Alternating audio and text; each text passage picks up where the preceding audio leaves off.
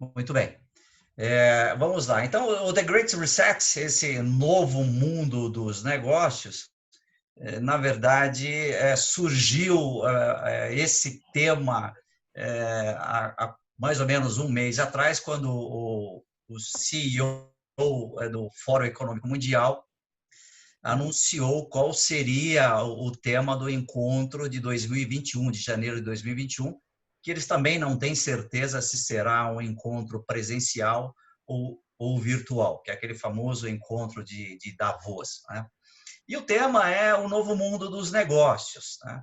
Então, nós decidimos nos antecipar a alguns assuntos que certamente fará parte desse novo mundo dos negócios. E o convidado especial, né, o convidado para essa noite aqui, nosso CEO Virtual Meeting, é Joseph Matthews. O Joseph Matthews é norte-americano, formado pela University of Virginia, em estudos latino-americano, com pós-graduação pela University of Texas, em gestão internacional.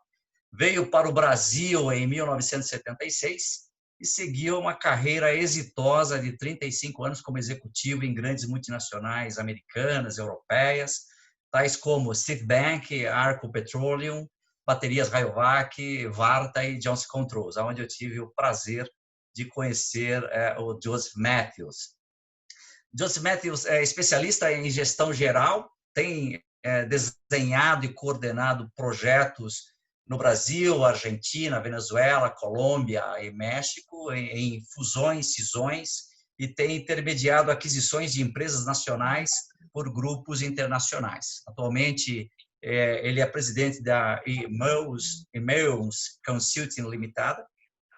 Atendente que criminoso já conseguiu a senha e faz uma série de saques, por exemplo, na conta corrente do consumidor, né? Então, tem alguém com o microfone aberto aí, a gente pediria para fechar o microfone, né?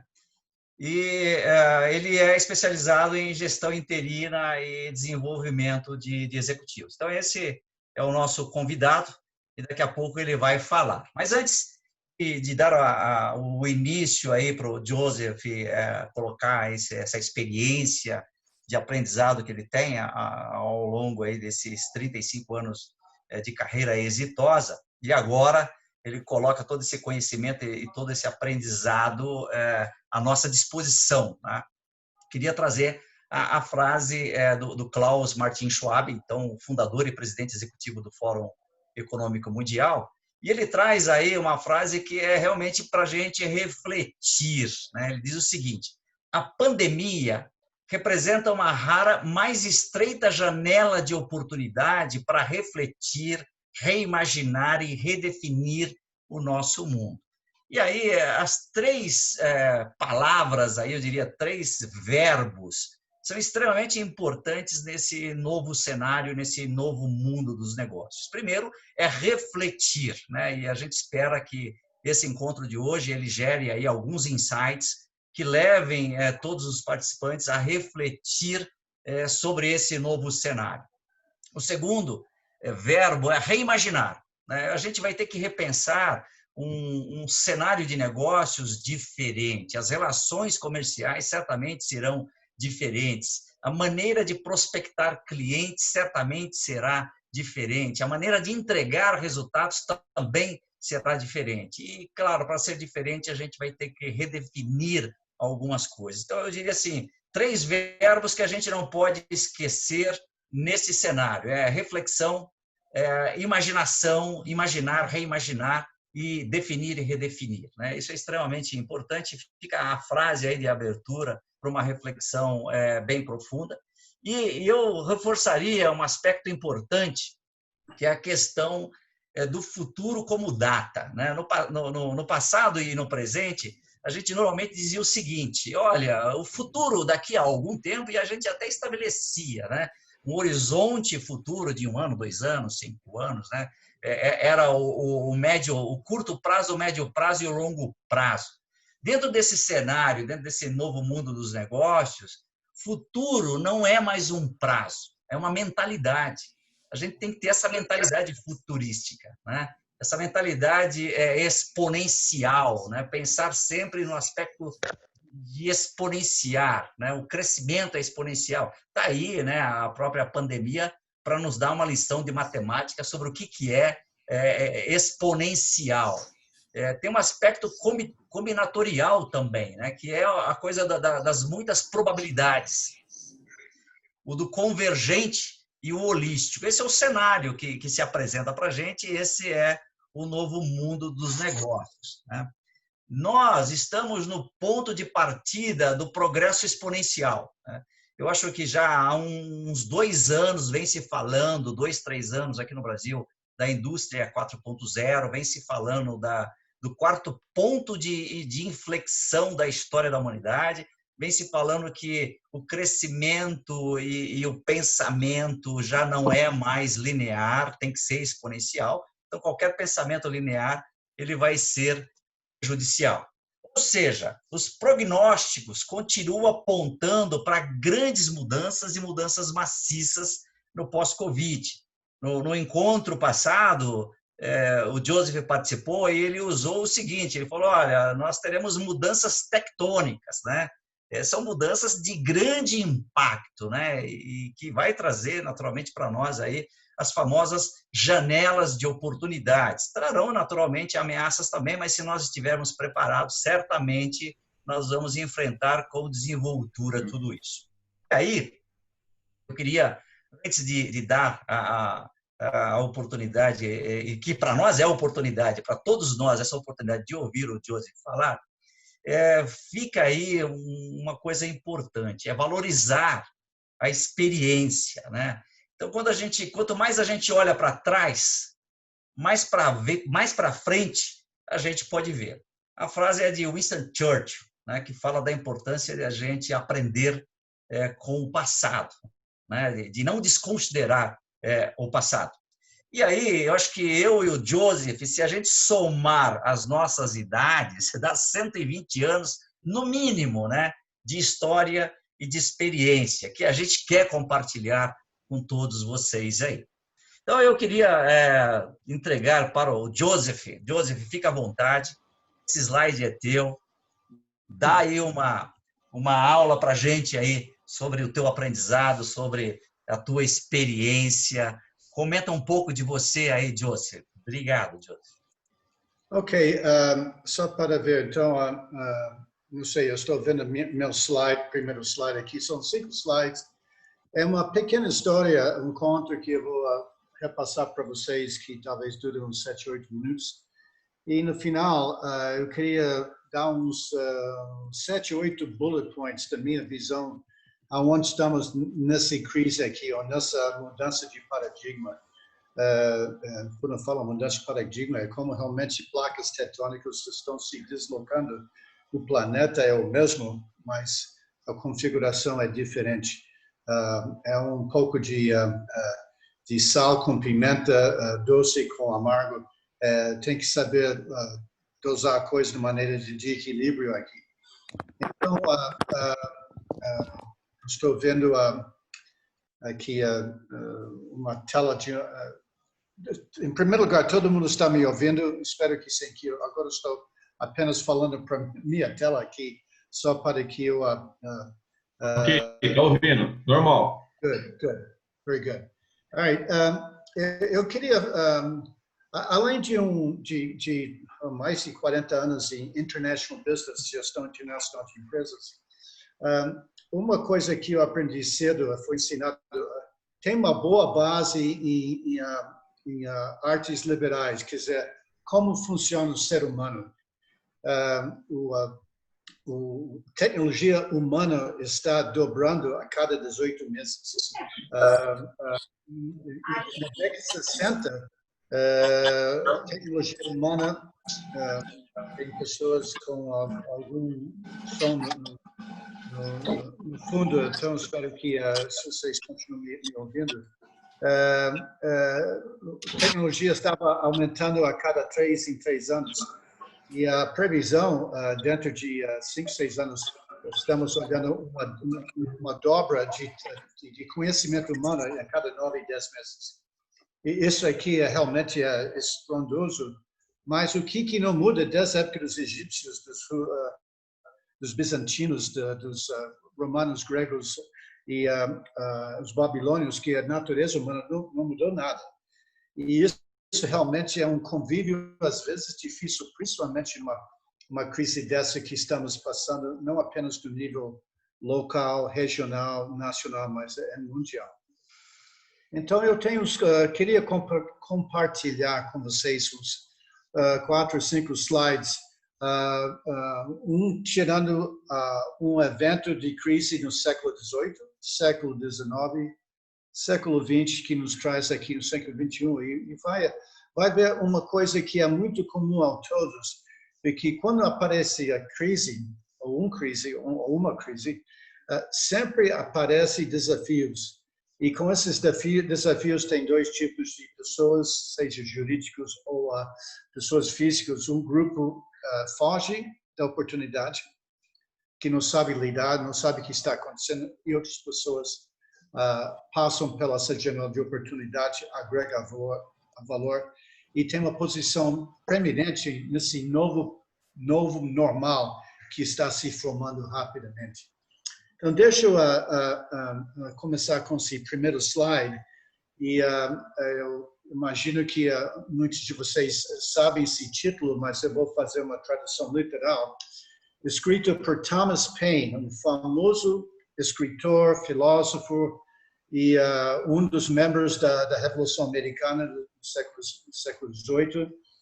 E no ensaio que ele escreveu no dia 23 de dezembro de 1976, o nome do artigo era The Crisis, a crise. Olha só, essa crise não é coisa de hoje, não. Isso aqui é coisa de longa data.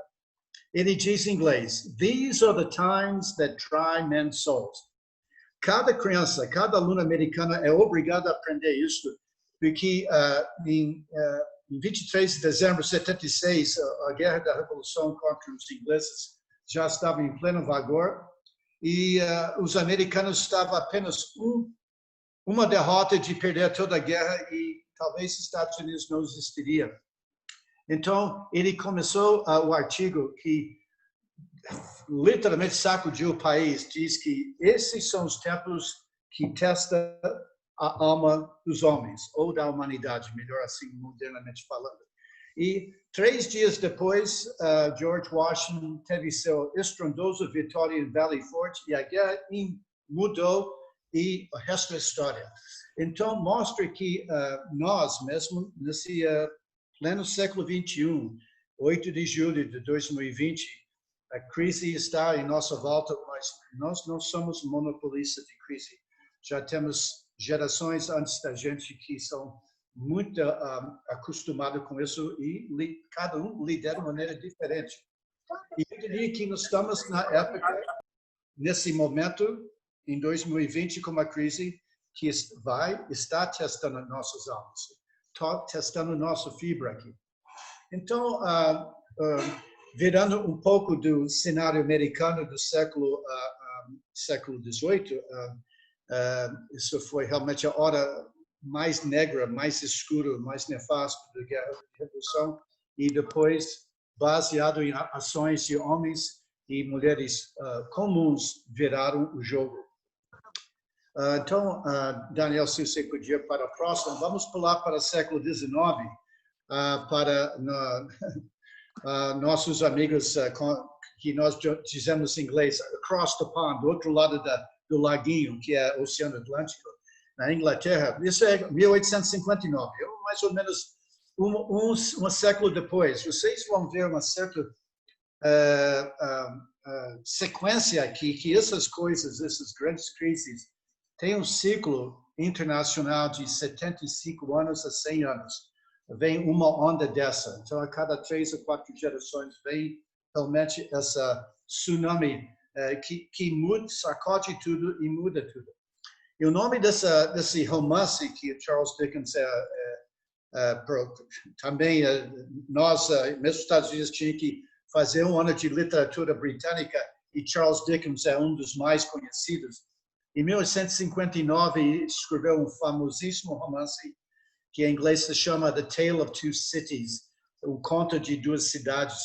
E a primeira frase da primeira sentença do livro, it was the best of times, it was the worst of times. Foi o melhor dos tempos e também foi o pior dos tempos. O Dickens está escrevendo 100 anos depois sobre a crise do século XVIII, Thomas Paine, a coisa que testa a alma das pessoas. E estava vendo como o mundo mudou em 100 anos depois da guerra, da Revolução Americana, que abriu as portas para a Revolução Francesa. E o cenário agora é isso aqui, mas tem muita coisa a ver com as duas culturas, um sediado em Londres, meados do século XIX, e outro em Paris, no mesmo tempo mostrando as duas dualidades. Em outras palavras, dependendo de como você olha a situação, a copa de água, meio cheio, meio vazio, ou é o melhor dos tempos, oportunidades, crises, desafios, ou as pessoas estão procurando um lugar para enfiar a cabeça na areia, aguardando a crise passar. E a crise eventualmente passa, mas o terreno é sempre diferente. E essas pessoas que esperam encontrar a mesmíssima coisa de antes de a crise começar, ficam literalmente perdidos em todos os sentidos.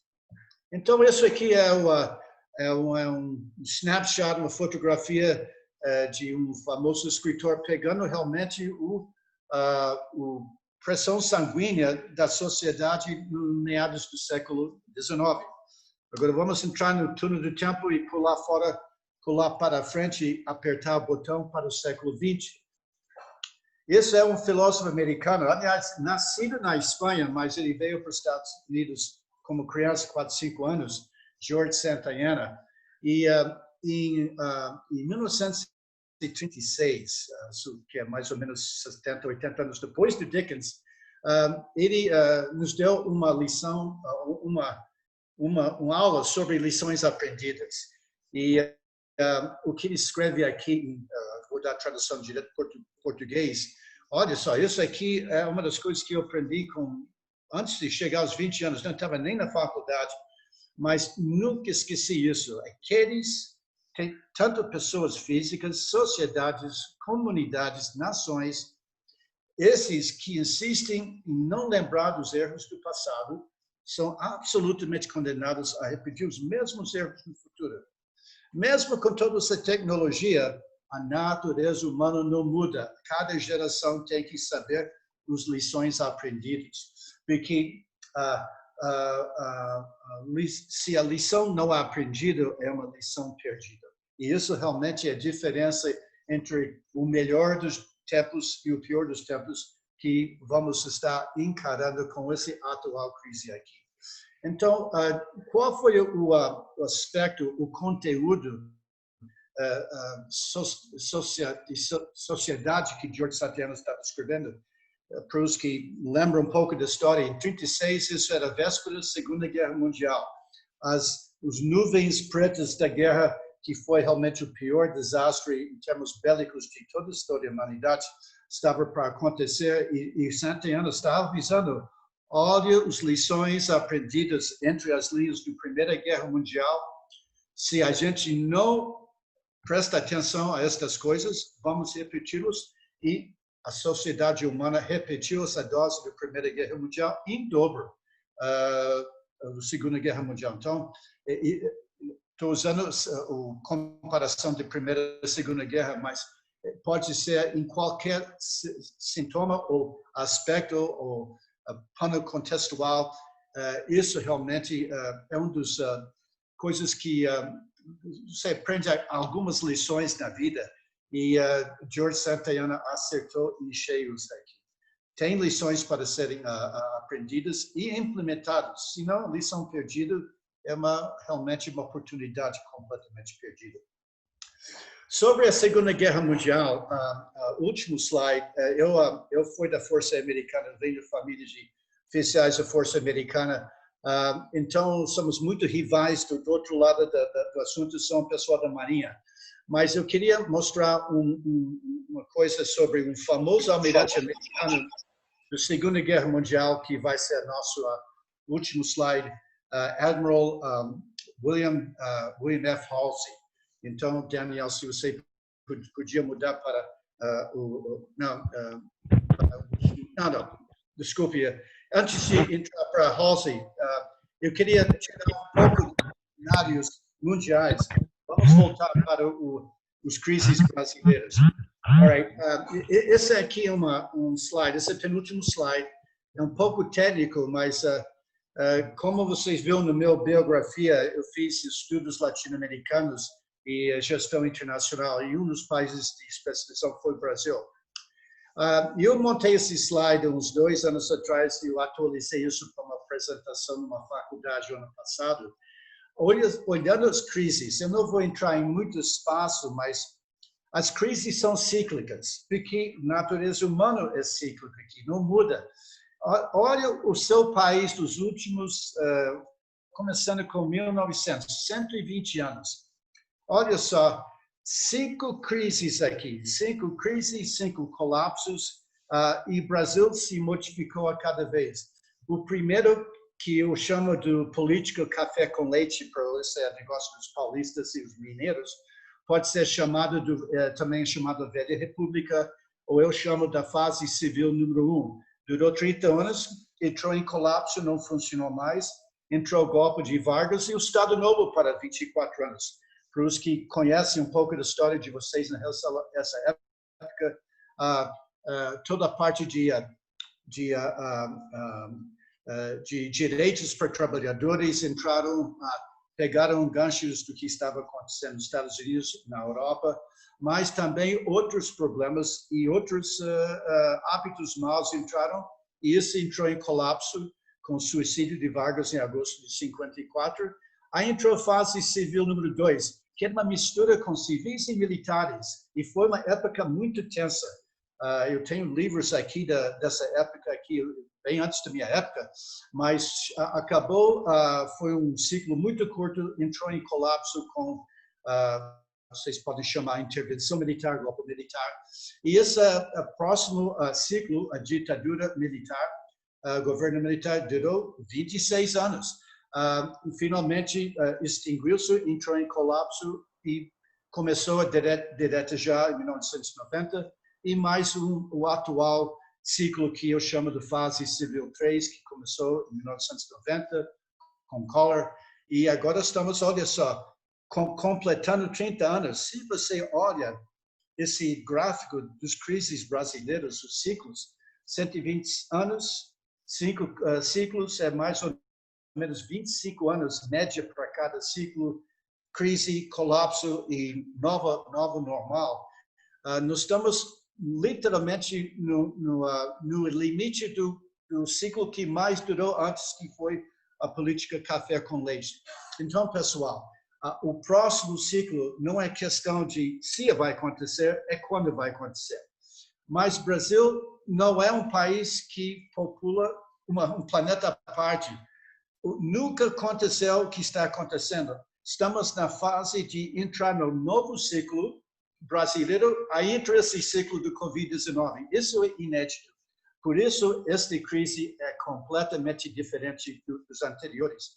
E vai sacudir muitas instituições, muitas pessoas, e vai separar as pessoas que entram pela janela de oportunidade e as pessoas que procuram um abrigo para aguardar a crise passar. E esse pessoal vão ficar vendo navios. Então, vamos agora para o almirante aqui, o almirante William Halsey, que foi um dos principais arquitetos, porque a Segunda Guerra Mundial foi em dois teatros, que a gente diz em inglês. O teatro europeu, que foi uma guerra de chão e de bombardeio.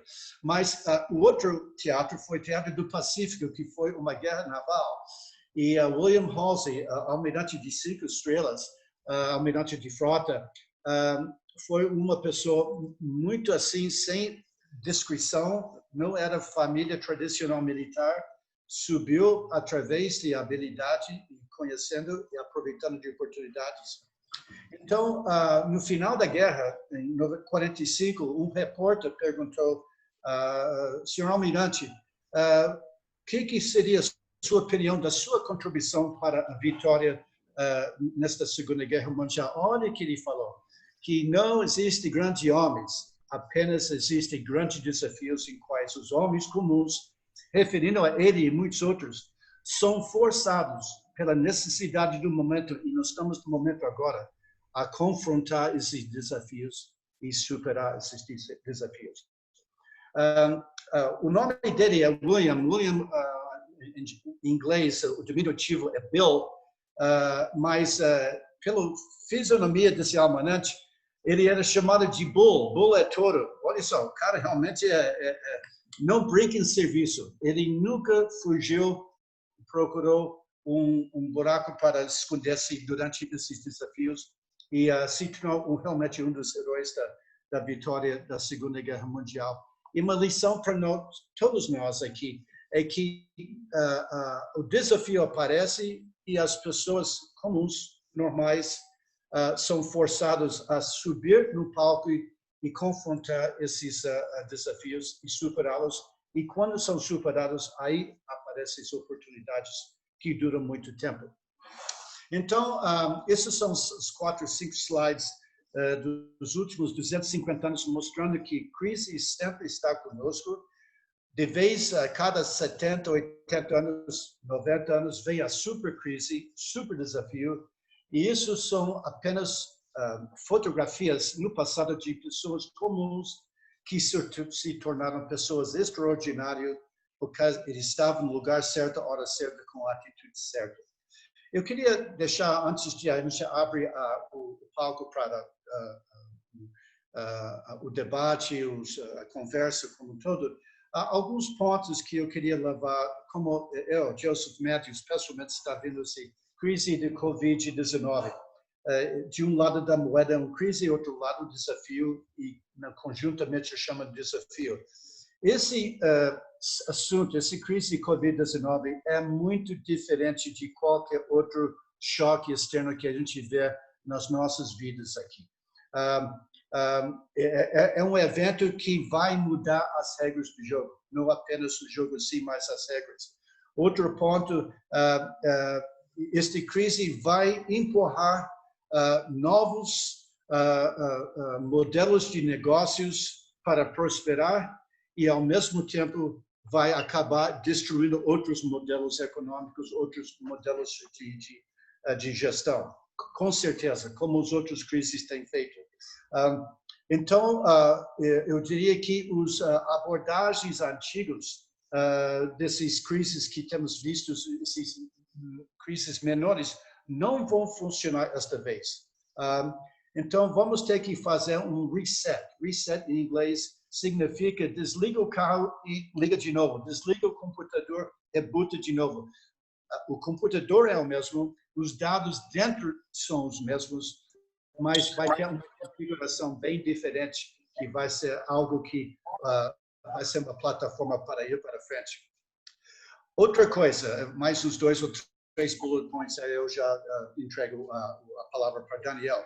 Não depende, não encosta, não procura ajuda do governo, que o governo vai dar soluções. O governo está, eu diria, mais perdido do que muita gente, do que isso é completamente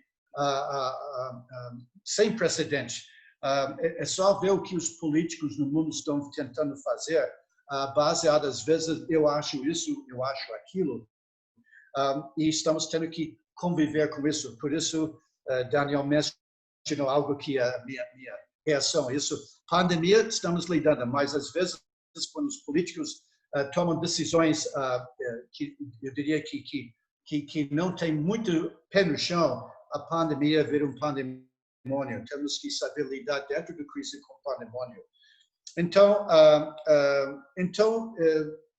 para o penúltimo ponto, não tenta reengenheirar, se essa palavra re-engineer, colocar ferramentas antigas sobre esta economia de ontem que está virando economia de amanhã, que já chegou hoje, que está em completamente movimentação. Vai depender de novos modelos que vai determinar as pessoas que vão ser bem-sucedidas em resetar companhias, modelos tradicionais que vão agregar valor no futuro bem breve. Uma comparação, para finalizar isso, depois, Daniel, vamos dar um exemplo para pessoas que gostam de Netflix, gostam de ver filmes. Uma das coisas que é mais comum, além de estar a cores, é que você escuta as pessoas falando. Mas teve uma época do cinema mudo. Isso é bem antes de todos nós, até eu e Daniel. Mas o mais famoso ator do cinema mudo foi Charlie Chaplin. E quando entrou os primeiros filmes com som, 1927, 28, o Chaplin achou que isso é apenas um nuísmo, um modo passageiro, e não deu bola. Em menos de 2 anos, o cinema mudo morreu, o cinema com áudio ficou o padrão, e Charlie Chaplin não teve mais carreira. Foi lembrado como o famoso ator do cinema mudo, mas nunca conseguiu fazer aquela transição para o mundo novo. E esse foi o desafio dele. Nada contra Charlie Chaplin, mas esse é o desafio nós. Nós estamos entrando literalmente em águas não navegadas e procurando porto seguro. E para as pessoas, como Admiral William Halsey diz, para os que sabem, pessoas que sabem confrontar essas crises e desafios e superá-los, vão fazer toda a diferença nesse novo normal. Bom, esses são meus 15 minutos. Eu volto para Daniel e podemos ir para a próxima fase, etapa do nosso CEO Digital Forum. Legal. Joseph, muito obrigado aí pela tua explanação. É sempre prazeroso ouvir, não só pelo seu conhecimento, mas por esse delicioso sotaque que você tem, que é muito gostoso ouvir. Joseph, eu vou recomendar para todos os que estão nos assistindo aí uma referência bibliográfica. Eu acho que muitos dos que estão participando aí me conhecem pelo fato de eu adorar uma biblioteca, de amar livros e não perder uma publicação contemporânea, uma publicação contextualizada. E nesse período aí que antecedia o nosso preparo aí, esse bate-papo aí, esse compartilhar conhecimento, eu acabei lendo o The Great Reset, é um livro do Richard Florida, e ele traz também essa análise que você fez, Joseph, com muita propriedade você faz, e ele também cita uma frase de uma historiadora norte-americana que diz que aqueles que esperam que momentos de mudança sejam confortáveis e livres de conflitos não aprenderam a sua história, né? Ou seja, certamente nós teremos aí tempos onde exigirá da gente o sair da zona de conforto, né? Vamos precisar aí agir. Uma outra publicação que está disponível na internet e é uma publicação gratuita, e eu recomendo a todos os interessados no tema The Great Reset ou sobre as estruturas sugeridas para os novos negócios, o relatório do Goldman Sachs.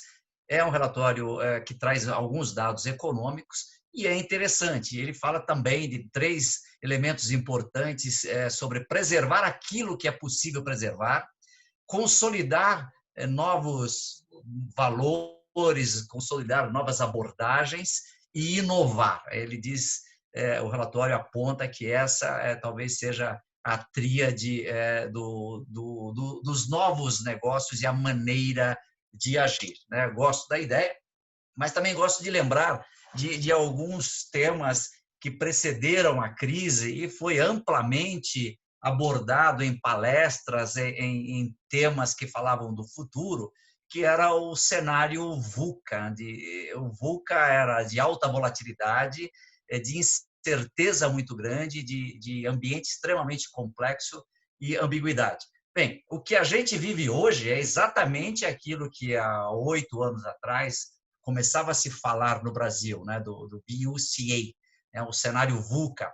Ou seja, a Covid veio e potencializou isso, porque o que tem hoje aqui, tudo é muito rápido, tudo é muito volátil, nós estávamos fazendo um aquecimento um pouquinho antes de iniciar a palestra e o Joseph falou, olha, em um mês mudou tanta coisa, né? Ou seja, a volatilidade é grande, a incerteza maior, o nível de complexidade de se lidar com todas essas variáveis, ou seja, dentro dessa pandemia e do pandemônio, é muito grande. E também a ambiguidade, não existe nenhuma resposta que é a resposta certa, né? Então, fica mais outra referência bibliográfica aí, que é o livro do Tony Lloyd, que é o cenário VUCA. E ele traz o seguinte, ele traz o cenário, né, ele diz que a gente vive esse cenário, e a gente está vivendo de maneira potencializada, mas ele traz aí o que ele chama de o antídoto, o remédio para o cenário VUCA. Ele diz que o remédio para o cenário VUCA é VECA, visão, entendimento, clareza e agilidade. E essa visão é um pouco daquilo que o Joseph compartilhou com a gente. É olhar para trás também, né? Eu tenho que olhar, a minha visão tem que ter um espectro de 360 graus. Eu tenho que olhar tudo, olhar para trás, olhar para o lado e olhar para frente. Procurar entender esse cenário. E aqui está uma oportunidade rica de nós entendermos um pouco essa experiência do Joseph, a vivência dele, essa explicação dos ciclos, né? Isso pode trazer entendimento, clareza. Agora, certamente, o antídoto vai ser eficaz se nós formos ágeis. Tem que agir com rapidez. As janelas de oportunidades, elas se abrem e se fecham muito rapidamente. Então, visão, entendimento, clareza e agilidade é o cenário extremamente relevante que nós temos que procurar desenvolver. Outro aspecto que eu achei importante é que a adaptação com relação ao resultado, a esse cenário VUCA, é o seguinte, tem que ter velocidade, tem que ter uma mentalidade heterodoxa, não, como o Joseph falou, ferramentas antigas no cenário novo não vai funcionar, né? Então, precisamos ser heterodoxo. Outro aspecto importante é a questão da cocriação. É importante o trabalho em equipe, as parcerias, né? Para que a gente tenha aí o que pode ser algo surpreendente, algo maravilhoso, ou seja, sair dessa crise aproveitando todas as janelas de oportunidades, sermos otimistas e estarmos preparados para esse grande desafio. Ou seja, o que a gente vive aí é uma nova normalidade que a pandemia ela acabou só acelerando, né? Ou seja, todo esse cenário já vinha acontecendo, né? Mas a mudança foi acelerada pela pandemia. Então, esse novo normal, gente, ele não é opção, ele é condição. A gente não tem muita alternativa, né? Ou seja, todo esse conhecimento é para nos preparar para algo que não temos escolha, né? É a condição. E aí, vale lembrar uma coisa importante. Todo mundo que está assistindo essa live aqui, ou está participando desse CEO Virtual Meeting, faz parte dessa equipe de transição, né? Ou seja, eu acho que eu, o Joseph, mais essas 80 pessoas que estão aqui com a gente, faz parte dessa equipe de transição. Nós somos agentes de mudanças, né? Aquele que tem o conhecimento, aliás, é uma verdade evangélica, né? A quem muito foi dado, muito será cobrado, né? Então, se você tem o conhecimento, vai ser cobrado disso. Faz sentido, Joseph? Sim, claro, realmente. O que foi dado muito vai ser esperado muito, sem dúvida. Muito bem. E uma das coisas importantes que faz parte desse cenário de demandas novas no ambiente empresarial, eu diria assim, uma frase ou um conceito novo, é o conceito de resiliência empresarial, né? Ou seja, o que é essa resiliência? É tornar a estratégia da empresa, da corporação flexível, permitir a reorientação de acordo com as mudanças do ambiente de negócios. Isso é uma das coisas importantes que hoje os dirigentes, os líderes empresariais têm que ter em mente. É essa resiliência empresarial, é a necessidade de estar atento às demandas do momento e reorientar a estratégia. Tá? Esse slide aqui que vocês estão vendo, eu diria assim, se houver um entendimento disso, já é suficiente. Nosso bate-papo aqui, o nosso CEO Virtual Meet já alcançou o resultado que nós gostaríamos que alcançasse. Olha, se você prestar atenção nisso aí, a gente estava no antigo normal, tinha um determinado desempenho. Veio a pandemia, veio a crise, entrou um estado de transição, a gente chama de o Vale do Desespero, né? E, naturalmente, o futuro é o novo normal. Esse futuro novo normal é uma maneira de pensar. Então, qual é o grande desafio para os gestores do momento? É, nesse estado de transição, redirecionar a estratégia. Ou seja, que a gente não fique muito tempo nesse vale do desespero, né? A gente tem que sair logo desse vale do desespero, e aí cabe todas essas lições aprendidas e cabe também nós termos essa agilidade, sermos ágeis com tudo isso daí. E isso certamente vai ajudar e muito. Eu queria agora, a partir desse momento, né, a gente começar a ter a participação das pessoas com observações, com perguntas, né? Eu acho que vocês podem fazer as perguntas aí pelo chat, né? E aí a gente vai respondendo. Eu e o Joseph, a gente vai respondendo aí as perguntas, né? Então, fique à vontade. No último encontro que a gente teve, houve uma certa timidez, né? E aí nós, muito habilmente, escolhemos algumas pessoas para falar. Se você não tem um pouco de acanhamento de falar, pode fazer a sua pergunta pelo chat, mas também fique à vontade de explorar aí a nossa história. O Joseph, como eu disse no início, são 120 anos somado aí de experiência, né? O Joseph costuma dizer que ele tem cicatriz nas costas, né? Ao longo da história foi tanta experiência amarga que hoje ele traz algumas cicatrizes e essas cicatrizes ajudam as pessoas a evitar, a cometer, a incorrer na mesma dificuldade, né? Então, acho que vocês podem ficar à vontade para fazer as perguntas. Gostaria, sim, de que alguém já abrisse aí o microfone. E, Daniel? opa, temos alguém falando. Quem é? Se identifica aí e fala com a gente. Maurício, como vai, Daniel? Tudo bem? Tudo, vamos lá. Eu queria aproveitar essa oportunidade para fazer uma pergunta. Em primeiro lugar, queria parabenizar vocês aí pelo evento, super interessante. E dizer também que me impressionou muito o conhecimento que o Joseph tem do Brasil, né? O conhecimento histórico, é um verdadeiro brasilianista, né? Me fez lembrar de Thomas Skidmore. Thomas Skidmore. Thomas Skidmore. Me fez lembrar dos livros dele e do conhecimento profundo que ele tinha a respeito da história brasileira em muitos detalhes, né? E você se referir à política do café com leite, para mim foi impressionante e me fez lembrar, Joseph, que eu também eu tenho o cabelo tingido pela mesma cor do cabelo de vocês, né? E me fez lembrar, numa determinada oportunidade, no final dos anos 80 e início dos anos 90, eu trabalhava por uma seguradora espanhola e o presidente dessa multinacional era um espanhol que estava recém-chegado ao Brasil, e a primeira avaliação que ele fez do Brasil foi justamente essa dicotomia, essa diferença brutal entre o Brasil do Sudeste para baixo e o Brasil do Centro-Oeste para cima, né?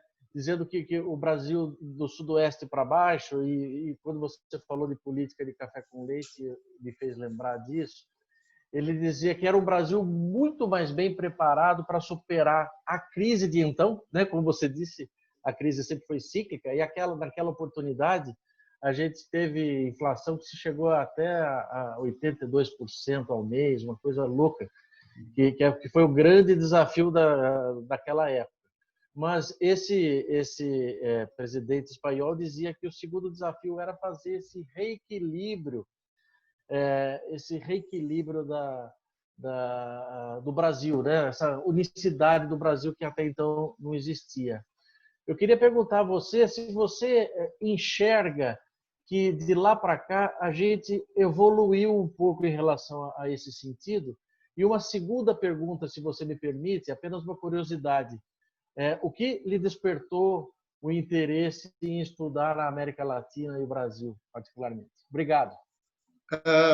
Bom, a segunda pergunta eu entendi, claro, mas a primeira pergunta eu não ouvi bem. Quer dizer, a crise de 1990, o confisco do dinheiro, hiperinflação.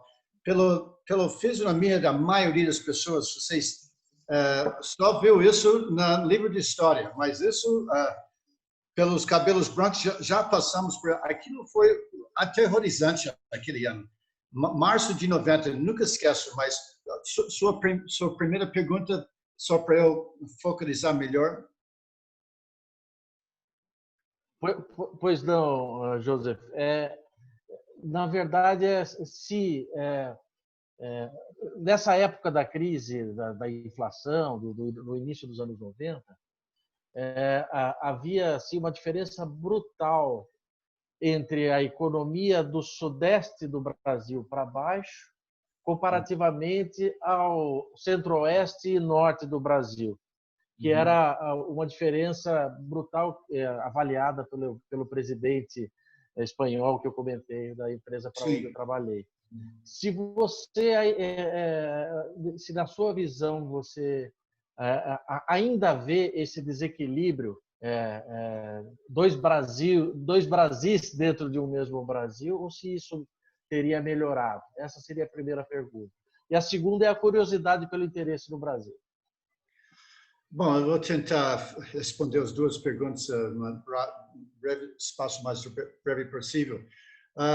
Eu enxergo uns 5, 6 Brasis dentro do Brasil, então, mas eu entendo essa parte do Sul realmente melhorou bastante com a tecnologia, com o desenvolvimento, a globalização.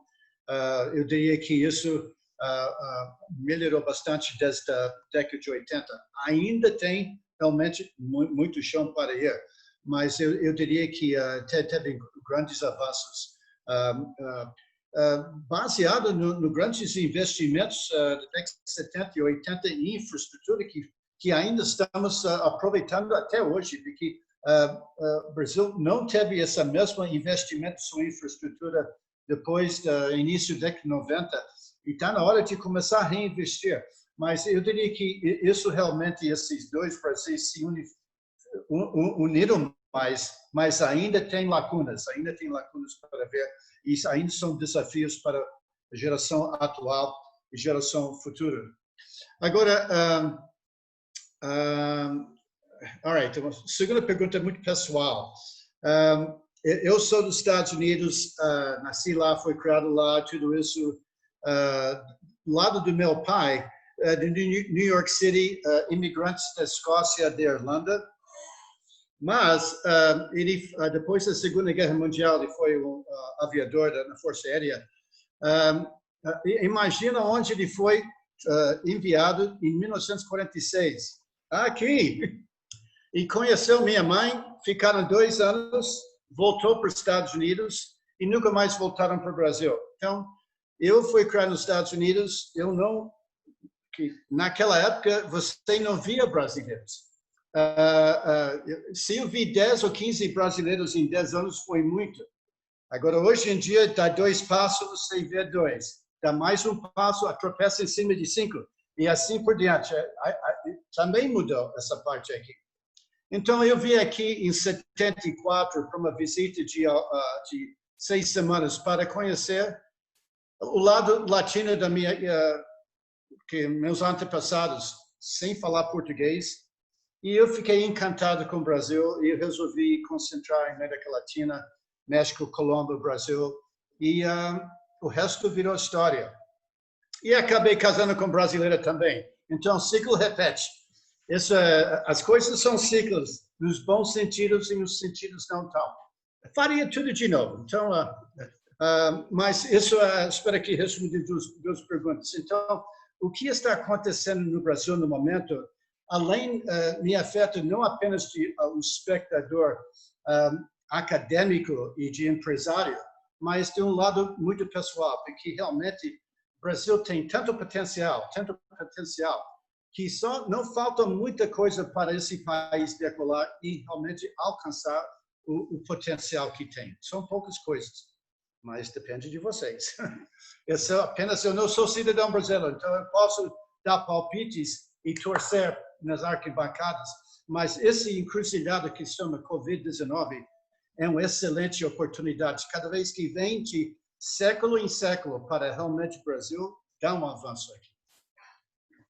Não, eu não quero monopolizar a coisa, mas essa foi uma pergunta que veio assim do zona da imaginação, do Twilight Zone. Me pegou de surpresa. Obrigado, Joseph. Joseph, eu tenho certeza que você falou que repetiria de novo essa questão de conhecer uma brasileira e se casar com ela, porque ela deve estar assistindo junto com você. Bom, se ela está assistindo, então está bem-vindo, mas ela sabe. Tá bom. Bom, deixa eu fazer aqui, antes de a gente responder algumas perguntas, Joseph, tem aí algumas pessoas que estão escrevendo no chat aqui. Queria agradecer a presença do Elvio Colino, da Abian, que está com a gente aqui. O Rafael Dinato até fez uma pergunta, pede para a gente se aprofundar aí no assunto VECA. Rafael, não vai dar para a gente se aprofundar porque a gente não tem tempo, mas, Rafael, eu posso te passar o material posteriormente. Esse material, os slides, a gente vai deixar no site da Apertools e também vão deixar no LinkedIn da Apertools. Você pode acessar o LinkedIn da Apertools e baixar esse material, né? Esses slides que foi apresentado e muito mais que tem nos slides, comentários e algumas coisas que a gente vai postar. Temos aí também a Grazi, que está participando com a gente, é uma profissional de recursos humanos, e ela colocou qual a opinião de vocês para a transição 100% home office, né? A gente entende que a transição para o momento, e aí é mais uma opinião pessoal, né? 100% vai ser difícil, né?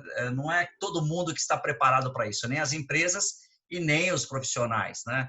Eu estou há 4 meses aqui no meu escritório e já estou assim cansado da minha cadeira, estou cansado Então nem todo mundo está preparado para isso, mas a gente vai falar um pouco mais sobre esse assunto nas publicações. Você pode acessar o LinkedIn, o meu LinkedIn. Eu tenho escrito muito sobre home office, inclusive sobre etiqueta em home office, sobre produtividade em home office. Então, tem aí uma oportunidade de vocês conhecerem um pouco mais do perfil nosso, como Head de RH na Apertools, e também as minhas publicações também no blog da Apertools. Aconselho vocês a entrarem lá e passear, navegar lá dentro, tá? Então, o Rafael disse que o evento está muito legal, ele está achando bacana, tem dúvidas sobre esse cenário VUCA, né, volátil, incerto, complexo e ambíguo, mas aí a gente já respondeu parte disso daí, né? O Sérgio Nunes também está com a gente aqui, faz alguns comentários sobre a indústria 4.0. Então, Sérgio, o que eu tenho para dizer para você é o seguinte: a pandemia de Covid ela só acelerou. Tinha empresas que queriam navegar, né, ou surfar nesse assunto da revolução digital, e veio o Covid, e o Covid acabou sendo o grande acelerador da revolução digital, né? Ou seja, as empresas não é só ter algum pouco de tecnologia, né? Ela tem que ser digital. O pensamento, a postura, a atitude, a estratégia tem que ser digital. E o Covid veio para acelerar tudo isso daí. Obrigado aí pela tua pergunta. O Rodrigo Berni também faz alguns comentários aqui. A gente agradece o Rodrigo pelos comentários. Diz naturalmente que é um caminho difícil, mas é um caminho necessário, né? E elogia aí a postura e a atitude da Apertools de oferecer essa oportunidade de conhecimento. O Joseph tem uma pergunta aqui para você, do Lucas Carvalhais. Ele diz o seguinte: na visão do Joseph, como os CEOs e altos executivos enxergam os cenários de investimentos, como em tecnologia, por exemplo? É um momento hostil para fazer investimento? Essa é a pergunta do Lucas Carvalhais para o Joseph. Joseph, o que você responde? Falando sobre este Grande Reset, tem 3 fases aqui e talvez eu possa fazer um encapsulamento disso em 1 ou 2 minutos e tentar abordar a resposta para essa pergunta. Você tem a primeira fase, o primeiro grupo de companhias ou agrupamentos vão tentar se preservar, achando que a crise vai passar. Então, eles vão dizer quais são nossos recursos, nossas reservas, e vamos tentar aguardar a tempestade passar. Isso, para mim, é uma tática, é uma estratégia errada aqui, porque as coisas vão mudar, não vamos voltar para o anterior. As empresas que estão tentando ficar em frente da curva vão estar tentando consolidar vantagens competitivas que aparecem de janelas de oportunidade. Eles vão entrar nisso e vão ver que dá resultado, tanto perante a clientela cativa, a clientela potencial e as pessoas da companhia.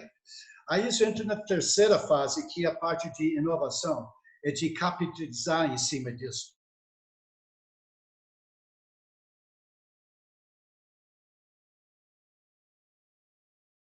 Então, eu diria que as pessoas que têm pé no chão, que já entrou na fase de consolidação, vão estar em melhor plataformas para fazer esses investimentos em ambientes com mais risco, porque já está tentando ficar na crista da onda. E nessa fase, eu diria que vai ter 2 movimentações.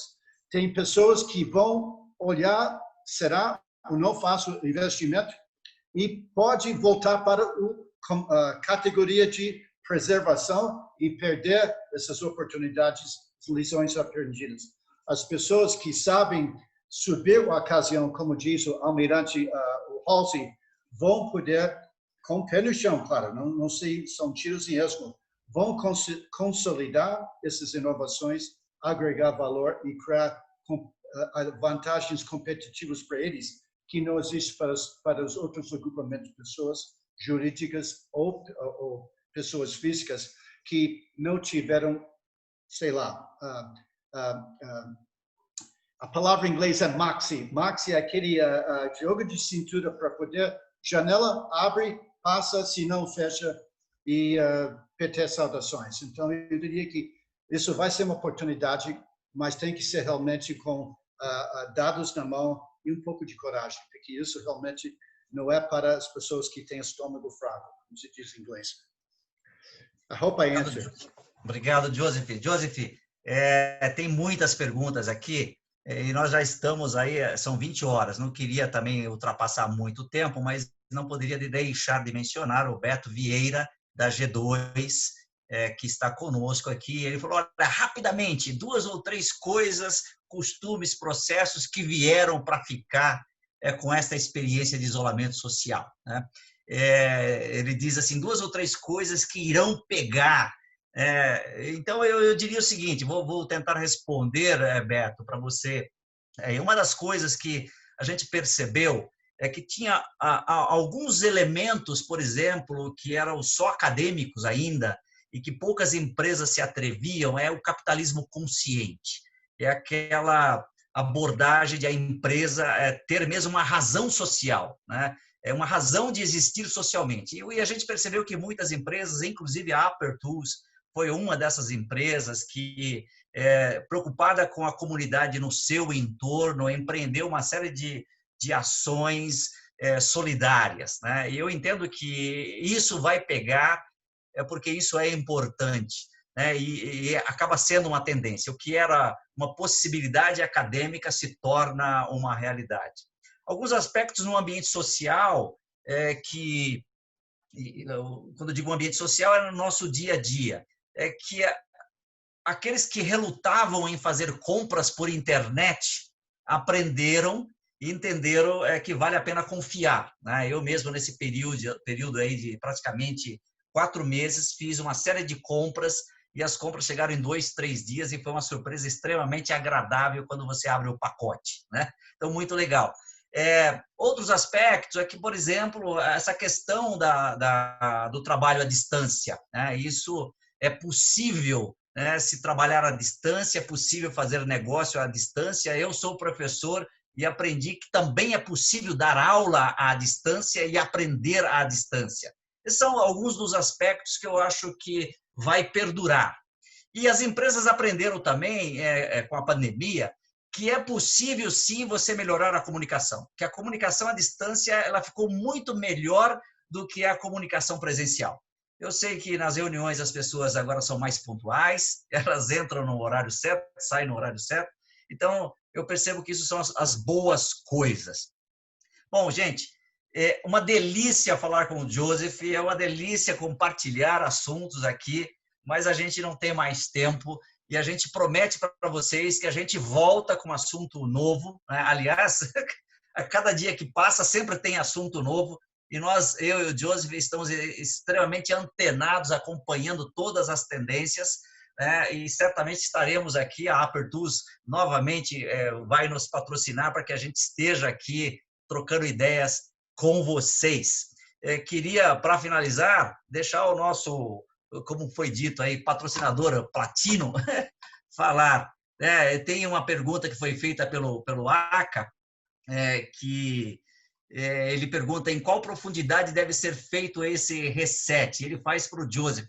Joseph, antes do Flávio falar, até para ele se preparando para fazer as considerações finais, tenta responder ao ACA, que ele diz assim, em que profundidade deve ser feito esse reset, né? É um reset meio reset ou um reset profundo? Como é que você vê aí? A última pergunta, por favor. Não, eu acho que esse reset não é rasa, vai ser realmente de meio ou profundo, porque isso que eu falei, a cada 100 anos vem o último grande sacode mundial, eu diria em termos de crise, que foi chamada gripe espanhola, que não tinha nada a ver com os espanhóis, foi influenza de 1918 e durou até 1920, foi uns 18 a 20 meses. Nós estamos apenas 4 meses. Daniel está falando que está 4 meses em quarentena. Em inglês nós chamamos de febre de cabine, que começa a ficar com claustrofobia. Mas nessa oportunidade, nessa ocasião, temos que olhar as coisas em constante movimento. Eu diria que esse reset vai ser total. Vamos ver coisas do passado nesse novo normal, e vai ter coisas completamente reconfiguradas. Então, eu diria que, novamente, não entra no aspecto de avestruz preservação. Tenta consolidar, inovar e agregar valor. Então, eu diria, esteja preparados para os que sabem voar. Você aperta os cintos, porque vamos ter certas turbulências, mas vai trazer recompensas, vai trazer dividendos. Marco minhas palavras. Perfeito. Não sei se o Flávio está por aí, né? Está por aí, Flávio? Estou por aqui sim. Não sei se sou eu que estou travando, ou se as últimas conexões aí deu uma contada aqui para mim. Mas é sempre um prazer estar com vocês. Hoje a gente tem a felicidade de ter outros parceiros, temos alguns clientes, algumas pessoas que se juntaram a nós aí das nossas redes pessoais, né? Então, muito obrigado pela presença de todos. Joseph, mais uma vez, muito bom estar contigo, muito bom escutar. Faz parte como nós falamos no nosso primeiro encontro, né? Nossa geração está passando pela primeira, de fato, primeira crise que economicamente estamos sentindo, né? Então, bem-vindo ao clube, bem-vindo. De novo, né? De novo, mas é sempre muito bom aprender e eu quero fazer só um link com o que o Gilberto falou, a importância de a gente realmente olhar para trás, aprender com as lições que já foram aprendidas, mas a velocidade com que as coisas estão se transformando agora, Joseph, e o quanto a gente consegue olhar para 2 meses atrás e tirar tantas lições aprendidas para o próximo mês, né? E que fatalmente no nosso próximo encontro, que eu espero que seja em breve, a gente vai ter lições que a gente já aprendeu deste mês. E essas coisas estão acontecendo num volume muito grande, muito rápido, né? Exato. Bem falado. Então, é sempre muito bom ter você. E espero vê-lo em breve. Ok, então, é um prazer. É mesmo um prazer compartilhar um pouco dessas coisas, porque vai de geração em geração. E nós estamos vivendo realmente um momento inédito aqui. Vamos ser a turma que aproveita e outro não quer que seja que fica vendo navios. Não tem coluna do meio, pessoal. Tem que escolher um ou outro. Legal. Gente, obrigado aí. O nosso tempo já estourou, já são 8 horas, 20 horas e 8 minutos. Estouramos em 8 minutos, mas foram 8 minutos bastante proveitosos esse estouro aí. Pessoal, a turma que tiver interessado no material, acesse o LinkedIn da Upper Tools e esse material, esses slides, todo esse assunto que foi abordado estará lá, tá bom? A gente agradece. Acesse o blog da Upper Tools também, que tem bastante publicação sobre esse assunto que nós fazemos. Agradecemos a todos e até breve, gente. Estaremos aí logo, logo de novo com o nosso CEO Virtual Meeting. Até breve, gente. Good. All the best. Take care. Bye-bye. Tchau, gente. Obrigado. Boa noite. Obrigado. Boa noite a todos. Obrigado.